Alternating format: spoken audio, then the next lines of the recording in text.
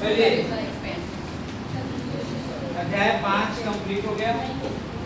ठीक है, सबको जय श्री राम, नमस्ते, जय जोहार, जय छत्तीसगढ़। सब लोग पढ़ते रहिए, लिखते रहिए, लिखते रहिए। हैप्पी दिवाली,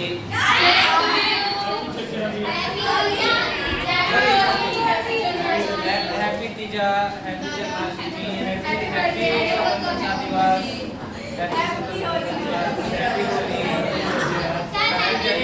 गणेश चतुर्थी, हैप्पी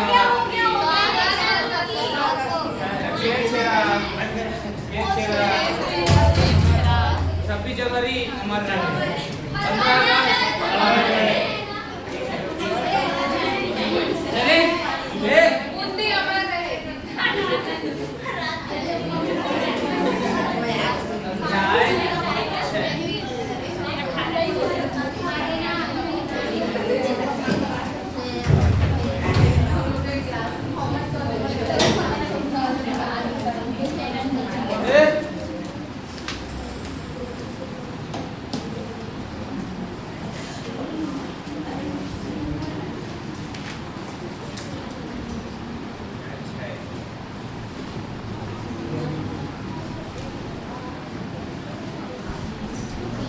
चले अध्याय 6 निर्देशांक ज्यामिति। आप लोग द्विविमी को पढ़ रहे हो। द्विविमी मतलब 3 विमा होता है। अब बता रहे हैं विमा कितना होता है? 3। 1 विमा, 2 विमा और 3 विमा। 3 विमा को विमा है। आप 3 विमा को कक्षा 11वीं में पढ़ोगे।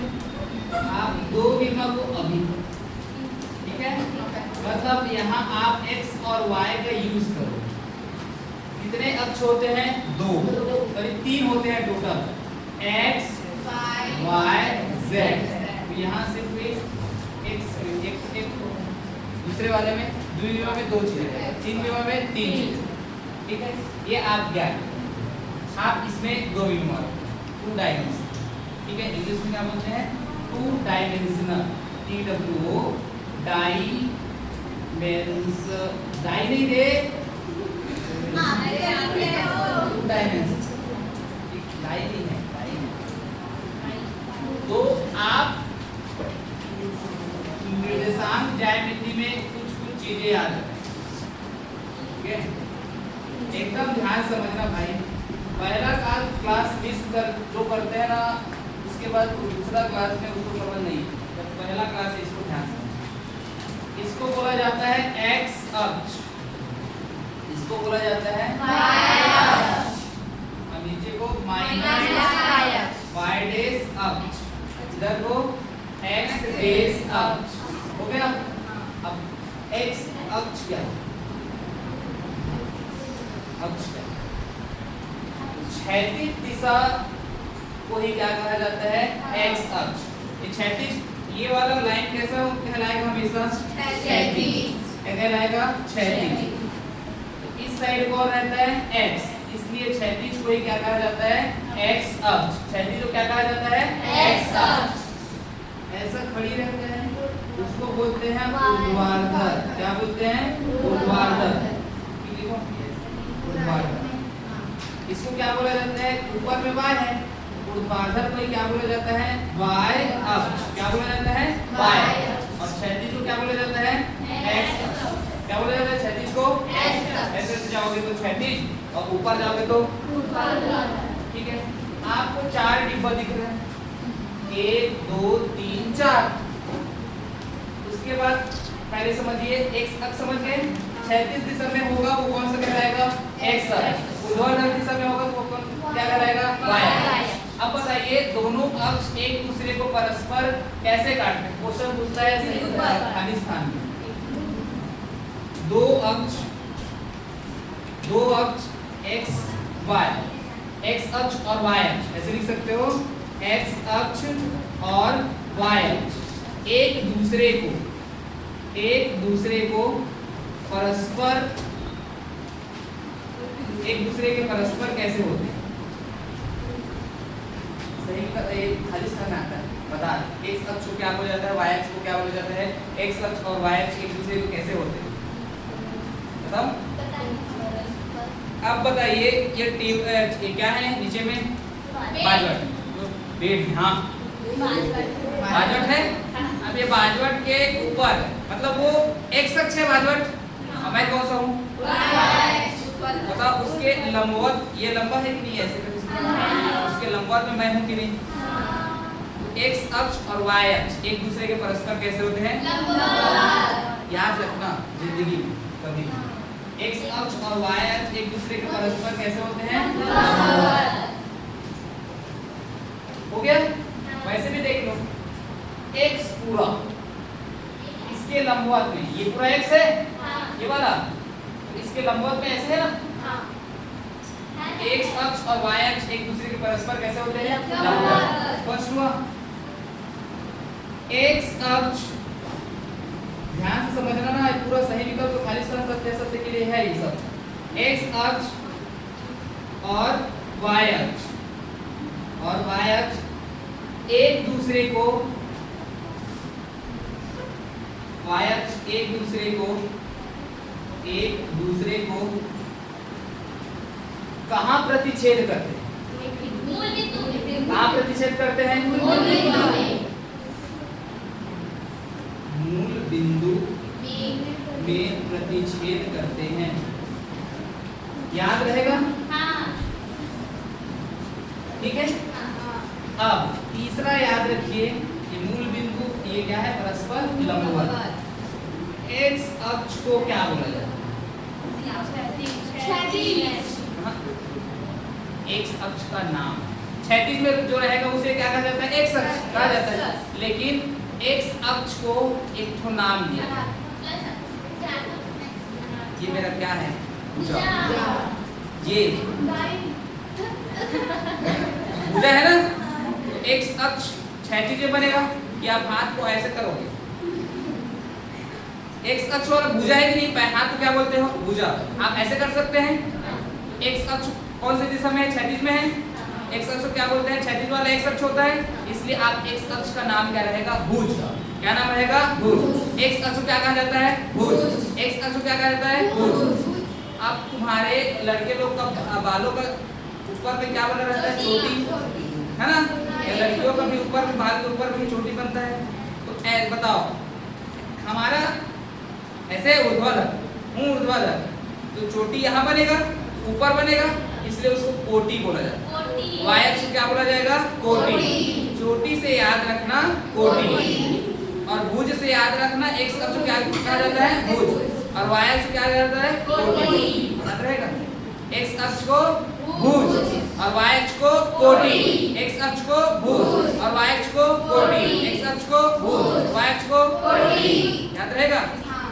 एक्स अक्ष का नाम रख दिया हुआ, हमेशा एक्स अक्ष को क्या बोला जाएगा,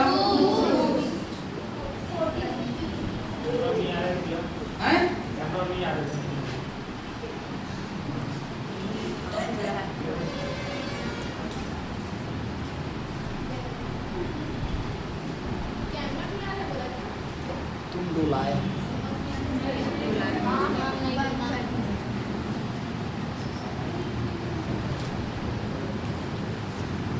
एक्स अक्ष को क्या बोला जाता है, भुज। वाई अक्ष को क्या बोलेंगे बेटा, कोटि। हाँ गुड। वाई अक्ष को कोटि। हाँ चोटी मत लिखना, वो तो मैं बताया हूँ तुमको। वैसे बड़ी बड़ी चोटी कहाँ रहता है, ऊपर में रहता है ना। तो वाई अक्ष भी कैसा ऊपर वाला एरिया है, तो इसलिए वाई अक्ष को क्या बोलेंगे, कोटि। एक्स अक्ष को क्या बोला जाता है, भुज। अब और सुनिए इधर, मूल बिंदु के निर्देशांक कैसे होंगे, मूल बिंदु के निर्देशांक ये सब इंपॉर्टेंट है ना।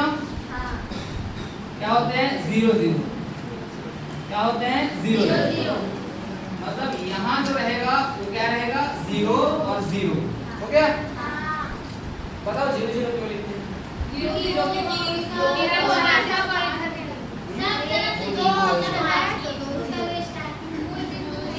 इसका घर नहीं, ये ये इसका घर, ठीक है। अब भाई घर से निकलेंगे तो शून्य स्थिति में ही रहते हैं, काम करने जाएंगे तो यदि आप पहले से ही थके हो तो इधर रहते हो माइनस वाले एरिया, आपको मुंह से नहीं, इधर जाओगे तो कौन सा रहेगा, है ना। आप जीरो के उस साइड गए तो क्या मिलेगा आपको प्लस, आप जीरो के उस साइड जाओगे तो क्या मिलेगा आपको माइनस। मतलब आपका जो काम करने का तरीका है वो माइनस में रहेगा, और आगे जाओगे तो उधर जाओगे तो काम करने का तरीका प्लस है, ठीक है। याद रखना मूल बिंदु के निर्देशांक क्या होते हैं, 0 से। अब याद रखिए इसको फर्स्ट है ये वाला, तो इसको प्रथम चतुर्थांश बोलेंगे।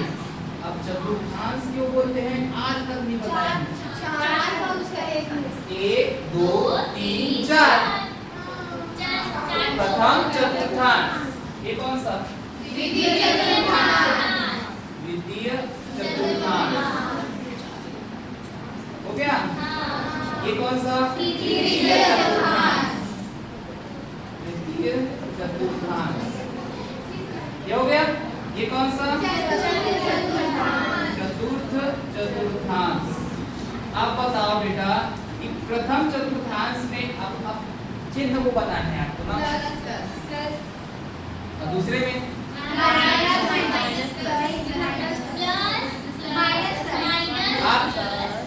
आपको कैसे पता है ऐसे होगा करके, क्योंकि वो लाइन है पूरा प्लस का है ना, तो फिर उसके ऊपर का लोग कोई बताओ, पढ़ चुके हो स्कूल वगैरह में तो बताओ, एक बार भी नहीं पढ़े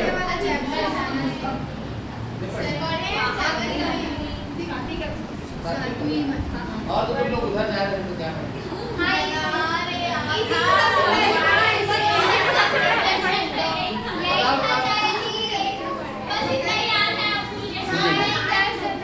सुनिए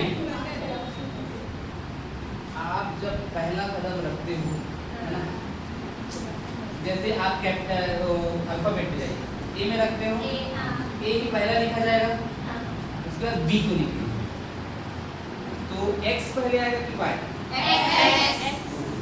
x पहले आएगा, इसके बाद y, इसमें भी x पहले आएगा और y, इसमें भी पहले x आएगा और y, इसमें पहले x आएगा और y।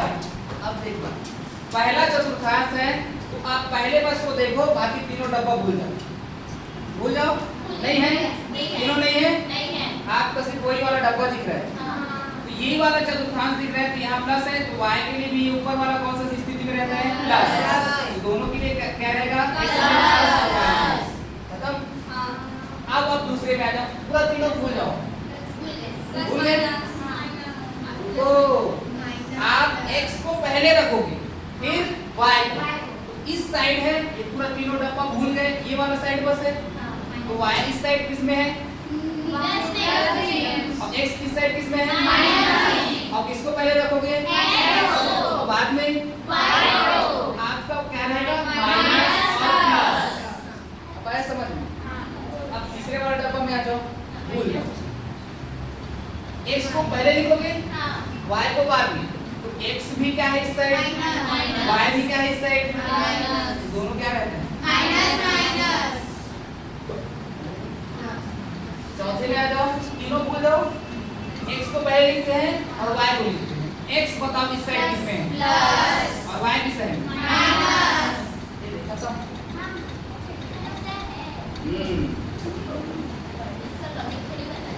देखिए अब क्वेश्चन आएगा सही विकल्प या सत्य सत्य खाली स्थान में, ऐसे पूछेगा, बताइए बताइए 3 और 2 कौन से चतुर्थांश में है, बताइए -3 और 2 किस चतुर्थांश में है, बताइए -3 और -2 कौन से चतुर्थांश में है, बताइए 3 और -2 कौन से चतुर्थांश में है।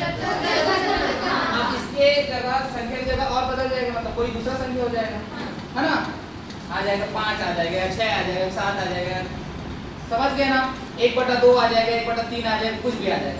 आपको किसको देखना है, सिर्फ चिन्ह को, किसको देखना है, चिन्ह को। यहाँ तक आया समझ में, यहाँ तक नोट जाओ, ऊपर को ना नी नानी कर रहे हैं। ये नहीं कर रहा थे। अरे पूरा निकाले नहीं ऐसे ऐसे तुम बोलोगे करके तो थोड़ी ना होगा।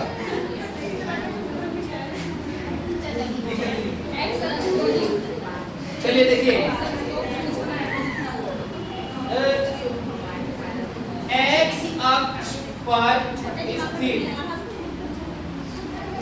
खाली स्थान आता है, रिक्त स्थानों की पूर्ति कीजिए।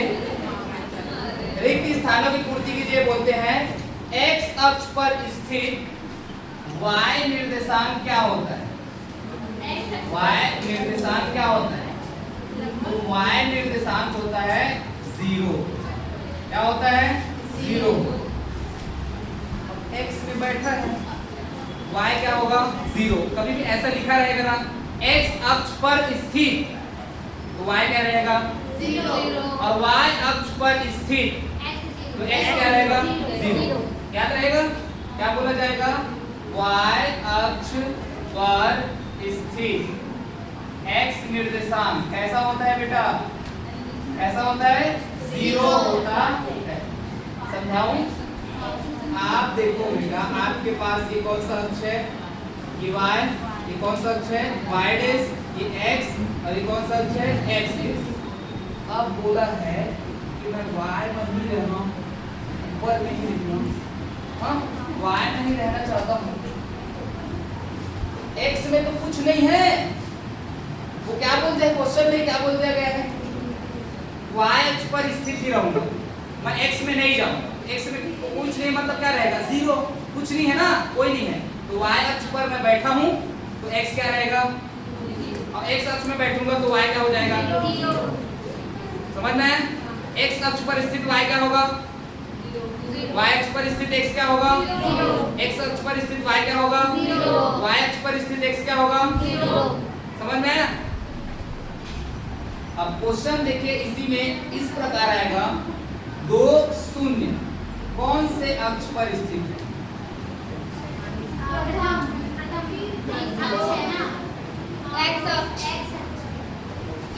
कौन से अक्ष पर स्थित है? देखो ना 2 में कुछ है और ये क्या है? और पहले x को लिखते हो, दूसरा में y को। x अक्ष पर स्थित है कौन है? 2। y क्या है?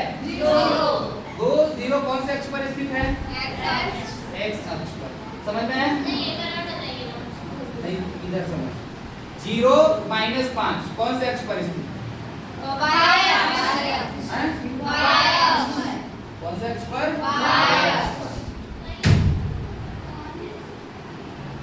नहीं है समझ?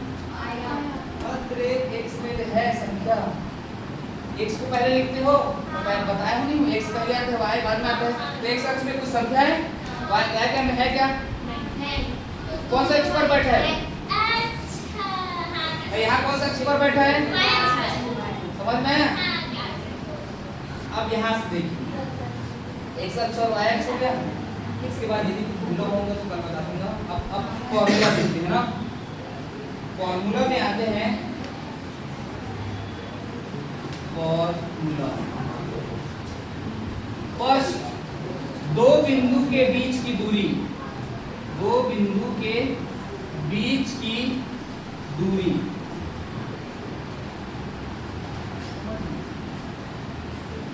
एक बिंदु और 2 बिंदु, 2 बिंदु हो गया। ये बताना है, ये बताना है एक बिंदु और 2 बिंदु, इन दूरी बताना है। तो क्या बताते? अब ये ऐसे नहीं तो कैसे बतावे? ले पहला और दूसरा इनको बताओ। ये इधर, ये इधर, आपको 2 बिंदु भी मिलेगा ऐसे में। यहाँ भी 1 और 2। आपको कौन सा बताना है? बीच वाला कितना दूरी पर है? एक पहला और दूसरा की दूरी कितना है टोटल? इसलिए यहाँ से यहाँ की दूरी 4 किलोमीटर ऐसे बताना है। तो आपको बीच वाले को ही निकालना, 2 बिंदु के बीच की दूरी। फॉर्मूला मान लीजिए A है, ये B, AB बराबर होगा 2 बिंदु AB। जैसे आप लोगे वो लिखोगे AB।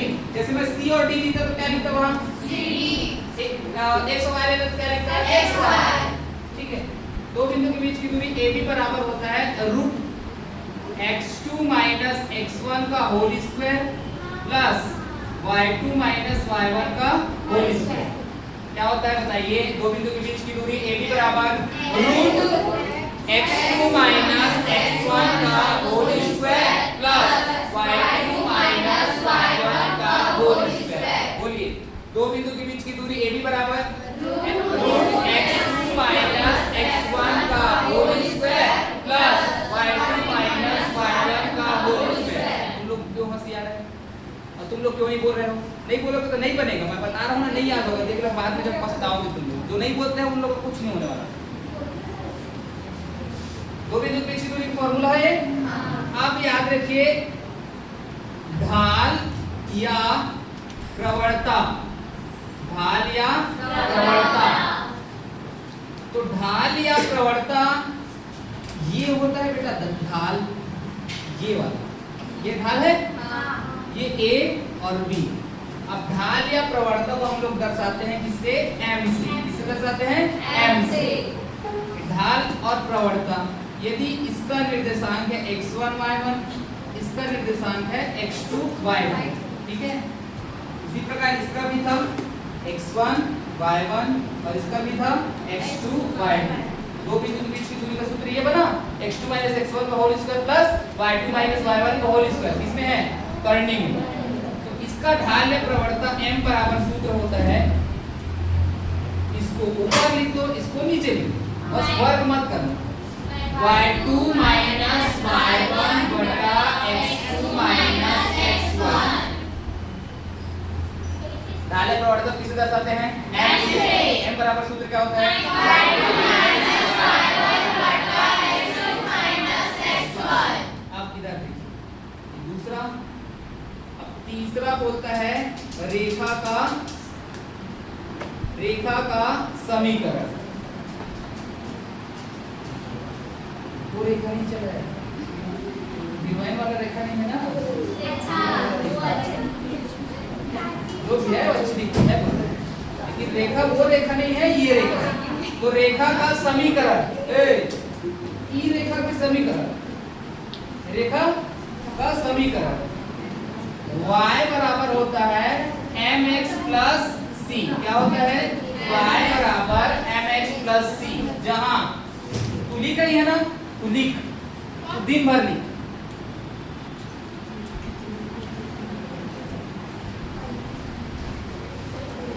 y को क्या बोलेंगे? m को क्या बोलेंगे? प्रवणता या ढाल। दो ठो नाम रहता है एक व्यक्ति का, उसी प्रकार m का भी दो ठो नाम है, प्रवणता या ढाल। c बोलते हैं y अक्ष से काटा गया अंतःखंड। तो c को अंतःखंड बोलते हैं। c को क्या बोलते हैं? अंतःखंड। y अक्ष से काटा गया अंतःखंड, ये लो y अक्ष है, काट y अक्ष से अंतःखंड काट दिए, ऐसे लो, ऐसे। इसी को क्या बोलेंगे? C, अंतःखंड C। y अक्ष से काटा गया अंतःखंड को किसे दर्शाते हैं? C से। y अक्ष से काटा गया अंतःखंड को किसे दर्शाते हैं? C से।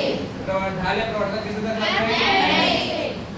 प्रवणता को किसे दर्शाते हैं? m। m बराबर सूत्र y2 माइनस y1 बटा x2 माइनस x1।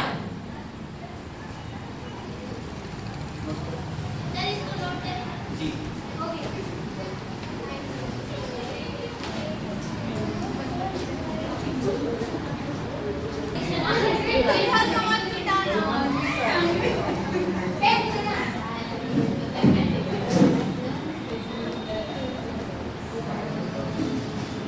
चल चालू कर दो। हो गया। x अक्ष के समांतर, x अक्ष के समांतर रेखा की प्रवणता पूछेंगे।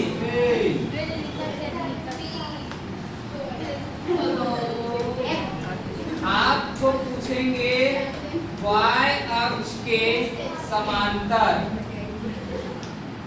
रेखा की प्रवणता पूछेंगे, आपको बताना पड़ेगा। और ये प्रश्नावली 3 का दूसरा क्वेश्चन है और प्रश्नावली 3 का ये 60वां, ये दूसरा क्वेश्चन में है। और ये कौन से क्वेश्चन में है? दूसरा के साथ नहीं, ये क्वेश्चन नंबर दूसरा का है और क्वेश्चन नंबर 7वां का है। तो समझिए, एक्स अक्ष के समांतर बोला है,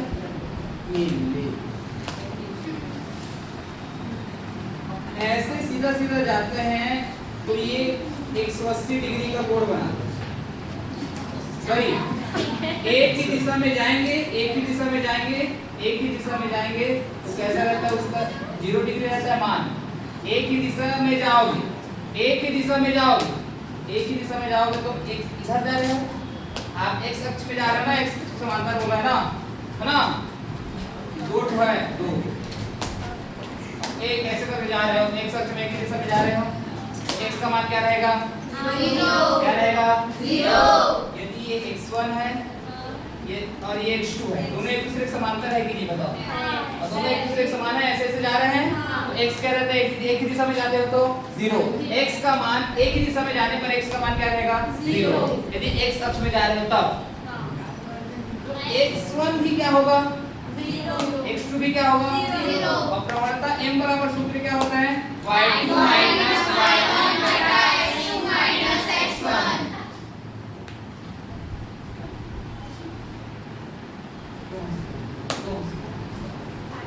बताओ क्यों हंसे यार? मैं नहीं, आप बताओ क्यों हंसे? Why?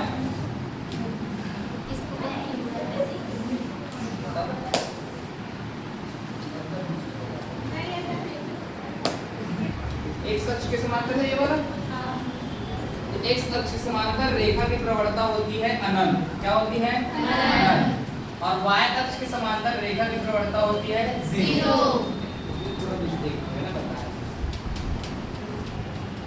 एक्स अक्ष के समांतर बोलेगा, ठीक है, ये एक्स वाला साइड है और ये कौन सा साइड है?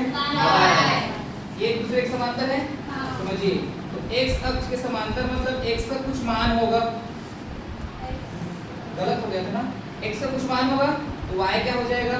0। उसमें बताया था तुम लोगों को x अक्ष पर स्थित क्या होता है? y 0। x अक्ष के समांतर चल रहा है तो y क्या हो जाना चाहिए? 0। y क्या हो जाना चाहिए? 0। तो यदि x का कुछ मान है, आप बताइए y 0 है तो y1 और y2 भी क्या रहेगा तुम्हारा? 0 रहेगा। तो y2 0 माइनस 0 और x2 की जगह में x ही रख दो, है ना। तो संख्या है तो 0 भागी कोई भी संख्या को किसी भी संख्या से भाग दे तो क्या आता है? इसलिए x अक्ष के समांतर रेखा की प्रवणता क्या होगी? 0 होगी। ये अनंत होगी। मैं उसके हिसाब से बता रहा था ना भाई, तभी x के समांतर x अक्ष के समांतर रेखा की प्रवणता क्या होगी? 0। देखा बताया ना, x अक्ष के समांतर रेखा की प्रवणता क्या होगी? 0। अब y अक्ष के समांतर बोला है अर्थात y में कुछ जा रहा है, अर्थात y का कुछ मान होगा, लेकिन x का मान क्या होगा? 0, है ना। x का मान क्या हो जाएगा? 0। अब देखो y का मान कुछ है तो y का मान y ही रहने दो, ठीक है। x का मान क्या है? x1 का मान 0, x2 का मान 0। आपको जिसके समांतर जाने को बोल रहा है तो y क्या हो जाएगा? 0। x अक्ष पर स्थित y क्या होता है? 0। y अक्ष पर स्थित तो x क्या होता है? 0। इसी प्रकार x अक्ष के समांतर रेखा की प्रवणता x क्या कर देना है आपको? 0 नहीं करना है। किसको 0 करना है? y। किसको 0 करना है? y। ऊपर वाला 0, नीचे वाला उस संख्या किसी भी संख्या से भाग देते तो क्या आता है? 0। इसलिए इसका मान क्या रहेगा? 0। अब y अक्ष के समांतर चल रहा है तो y का मान कुछ रहेगा, लेकिन x क्या हो जाएगा? 0। तो यहाँ यदि 0 रखोगे, ऊपर में y है और नीचे में 0 रखोगे, किसी भी संख्या को 0 से भाग देते हो तो क्या आता है? 0। इसको बोलते हैं अनंत या बोलते हैं अपरिभाषित। क्या बोलते हैं? अनंत या अपरिभाषित। हाँ, अनिर्धारित। अनिर्धारित। इसको लिख लो।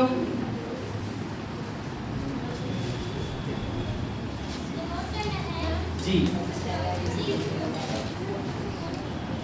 इसमें आप कैसे लिख सकते हो?